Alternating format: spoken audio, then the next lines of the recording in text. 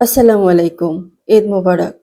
আজকের ভিডিওতে থাকছে ঈদের দিনে রান্নাবান্না আর পরিবারের সাথে সময় কাটানো। এই সবকিছু নিয়েই থাকছে আজকের ভিডিওটি।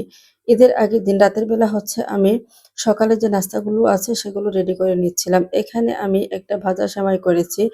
এবার ভাবছি ভেজা সেমাইটা আমি আর রান্না করব না। আসলে ১ মাস রোজা রাখার পর কেউই সকালবেলা উঠে তেমন মিষ্টি জাতীয় খাবার খেতে চায় না। আমার ছেলে তো খাবেই না। তার বাবা যদি একটুখানি খায়। এদিকে কিন্তু আমার জর্দাটাও হয়ে গিয়েছে। এখন আমি শুধু এটাকে একটু ডেকোরেশন করে নেব। আমি রান্না করছি মালাই জর্দা। তার জন্য চুলায় কিন্তু মালাইটাও বসিয়ে দিয়েছি। এই তো এদিকে কিন্তু আমার মালাইটা হয়ে গিয়েছে। একটু দাঁড়ান।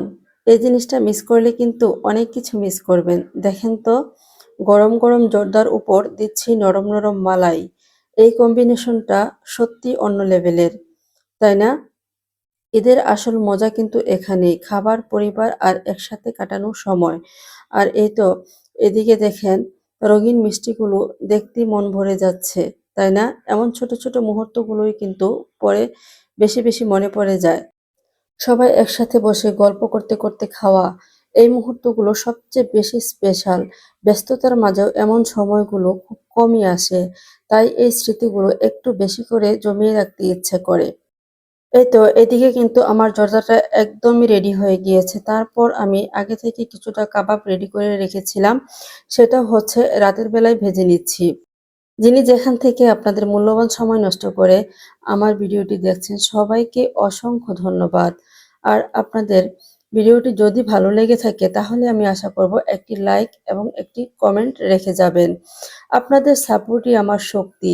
পাশে থাকবেন ইনশাআল্লাহ। আরো ভালো কিছু নিয়ে আসব। এই কাবাবগুলো আমি দিনের বেলা রেডি করে রেখেছিলাম। কিন্তু ভাজার সময় পাইনি। যেহেতু রমজান মাস ইফতারের একটা ঝামেলা ছিল, তাই ভাবলাম যে রাতের বেলা এগুলোকে ভেজে নেই। এই তো ঈদের দিন সকালবেলা বাজে ঠিক ৭টা। তখন আমি আস্তে, আস্তে করে টেবিলে সকালের নাস্তাটা দিয়ে দিচ্ছিলাম। এখানে আছে শুকনো সেমাই, জর্দা, তারপরে আছে সেমাইয়ের সন্দেশ। এই সেমাইয়ের সন্দেশটা খেতে কিন্তু অনেক বেশি মজা হয়। এটা বানানো কিন্তু খুবই ইজি। একদম কম সময়ে মজার একটা ডেজার্ট। তারপর এই তো দেখতেই পেলেন বাবা ছেলে একটু নাস্তা খাওয়ার পর চলে গেল নামাজ পড়তে। এদিকে আমি ঘরটা হালকা একটু গুছিয়ে চলে গিয়েছিলাম রান্না করতে। আসলে রান্নার ভিডিওটা আমি নিতে পারিনি। রান্না কিন্তু আমার কমপ্লিট হয়ে গিয়েছে। আমি খাবারটাও সার্ভ করে দিয়েছি। এখানে আছে পোলাও, রোস্ট, জর্দা, তারপরে গরুর রেজালা। আর এদিকে আমি দুধের সর দিয়ে একটা মিষ্টি দই বানিয়েছিলাম, যেটাকে দোকানদাররা বলে মালাই দই।